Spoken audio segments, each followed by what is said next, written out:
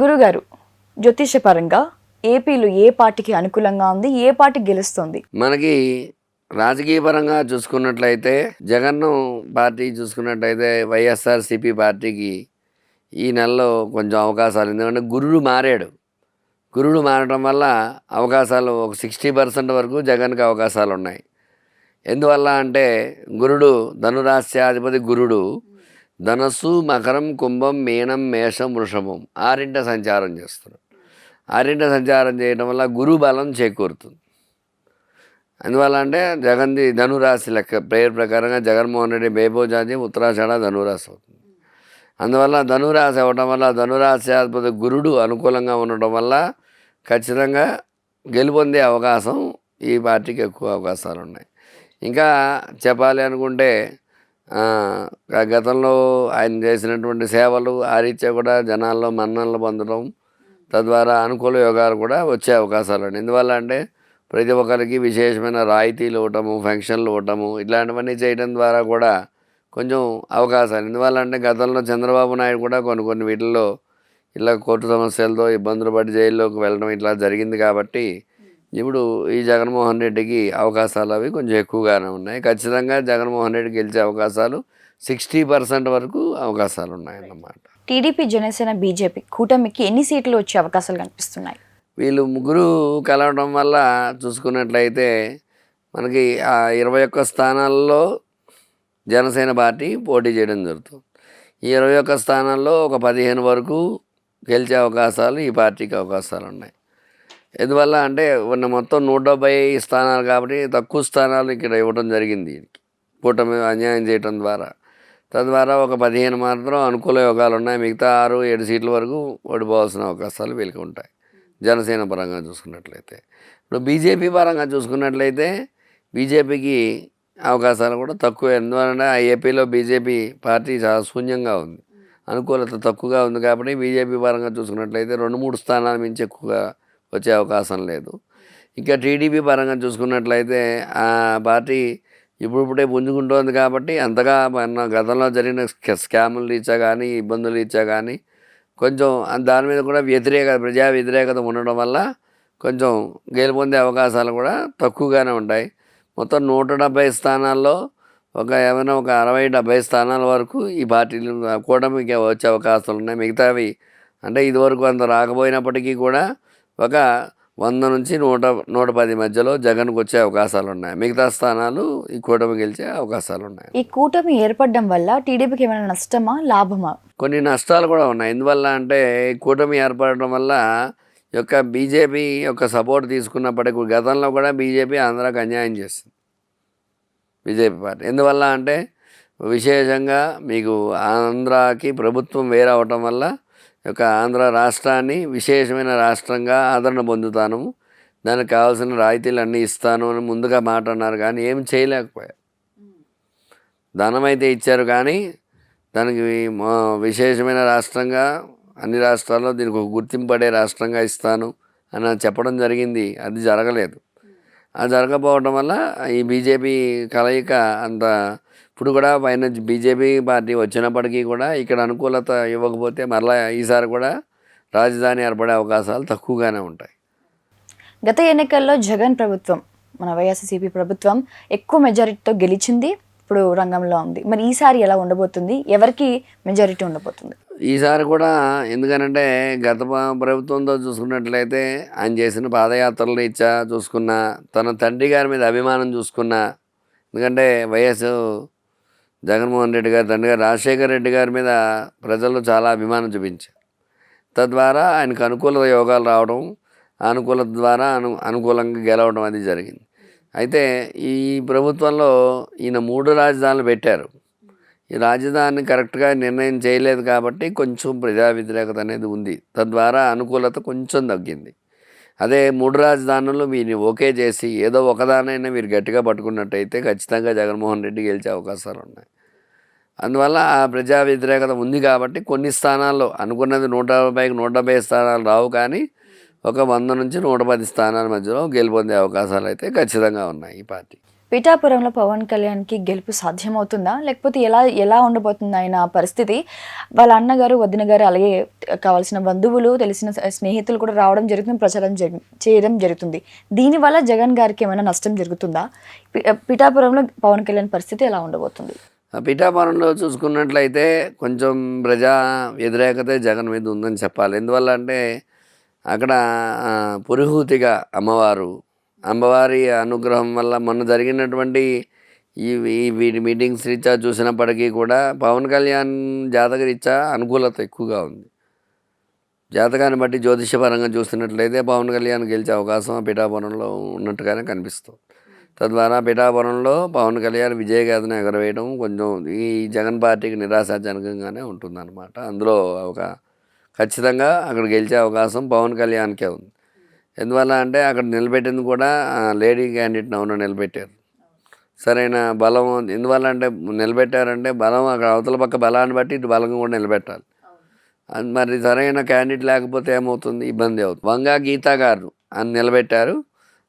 నిలబెట్టడం వల్ల ఏమిటంటే యువతల పక్క పవన్ కళ్యాణ్ మామూలుగానే ప్రజాదరణ ఈ మధ్యకాలంలో పవన్ కళ్యాణ్ ఎక్కువగా ఈ రాజకీయంలో తిరగడము, వీళ్ళు మోడీతో తిరగడము, ఇదంతా కూడా మనంతా చూస్తూనే ఉన్నాం. అందువల్ల ప్రజాభిమానం అది కొంచెం ఎక్కువగానే ఉంది కాబట్టి కొంచెం అక్కడ అవకాశాలు వైఎస్ జగన్కి ప్రతికూలంగానే ఉందని చెప్పచ్చు. రైట్. మంగళగిరిలో మరోసారి లోకేష్ చేదు అనుభవం ఎదుర్కొంటారనే ప్రచారం సాగుతుంది, మళ్ళీ ఓడిపోతారని అంటున్నారు. దాని గురించి మీరేమంటారు? మంగళగిరిలో ఎందుకంటే గతంలో లోకేష్ 2000 ఓట్ల తేడాతో ఓడిపోవడం అది జరిగింది. ఈసారి కూడా ప్రయత్నాలు చేస్తున్నాడు కానీ ఎందువల్ల అంటే అక్కడ జగన్ పార్టీ అనుకూలతలు ఎక్కువగా ఉన్నాయి. అనుకూలతల వల్ల కొంచెం ప్రతికూల యోగాలే ఉంటాయి. జగన్ పార్టీకి అనుకూలతలు ఎక్కువగా ఉన్నాయి. గట్టి ప్రయత్నం చేస్తున్నప్పుడు ఈసారి కూడా ఓటమి చూడవలసిన అవకాశాలే ఉన్నాయి. ఎందుకంటే రాజకీయ పార్టీ జ్యోతిషపరంగా చూసినట్లయితే లోకేష్ కొంచెం ప్రతికూలంగా ఉంది. కొంచెం జాగ్రత్త వహించాలి. కుప్పంలో చంద్రబాబుకు గెలిచే అవకాశాలు కనిపిస్తున్నాయా, అవకాశాలు తగ్గుతున్నాయా? కుప్పంలో చూసుకున్నట్లయితే ఈసారి కొంచెం గెలిచే అవకాశాలే ఉన్నాయి చంద్రబాబు నాయుడు. ఎందుకంటే స్వస్థాన బలం దాని గతంలో కూడా ఎందుకంటే ఆ స్థాన బలం అలా ఉండిపోతుంది.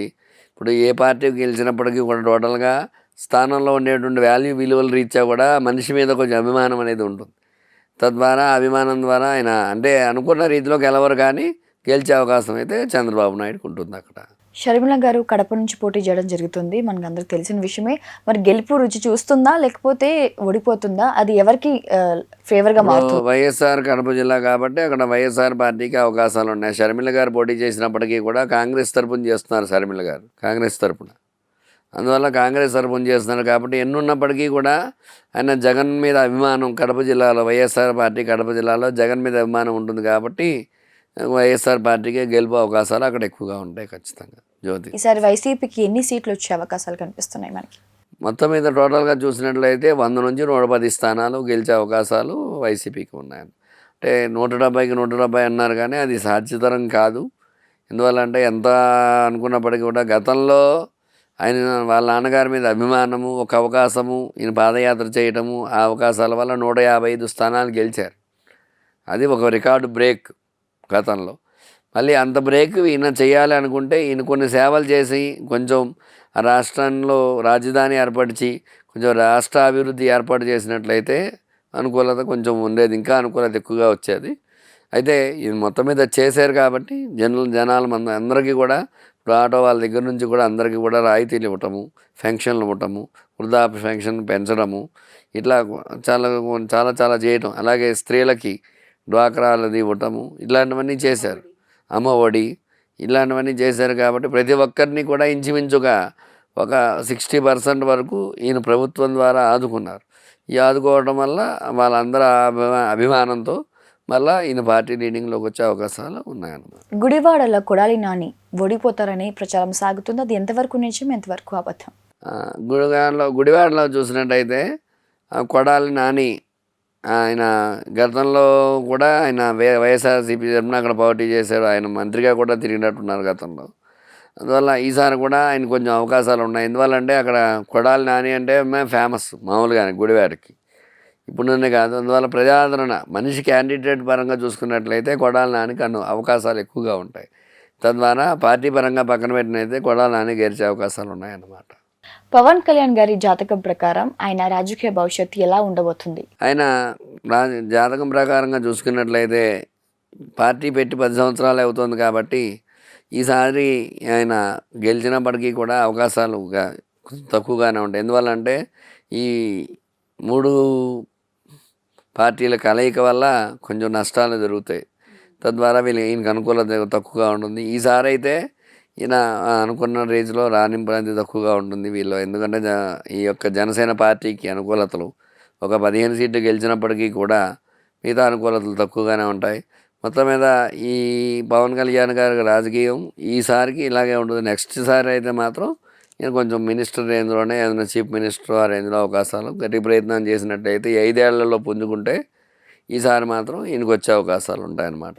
జగన్ గారు మరోసారి సీఎం అయితే రాష్ట్ర భవిష్యత్తు ఎలా ఉండబోతుంది? జగన్ గారు ఈసారి కూడా సీఎం అయితే మరి గతంలో ఈ చేయవలసిన పొరపాట్లు ఏమైనా ఉన్నా పొరపాట్లు అవన్నీ సరిదిద్దుకుంటే ఖచ్చితంగా మళ్ళీ క్వీన్ స్విప్ వేసి 3వసారి కూడా ఈ జగన్ ప్రభుత్వమే వచ్చే అవకాశాలు ఉంటాయి. ఎందువల్ల అంటే ఈ రాజకీయం ముందుగా చెప్పాలనుకుంటే 3 రాజధానుల్లో ఏదో ఒక రాజధాని అయినా కన్ఫర్మ్ చేయాలి మెయిన్.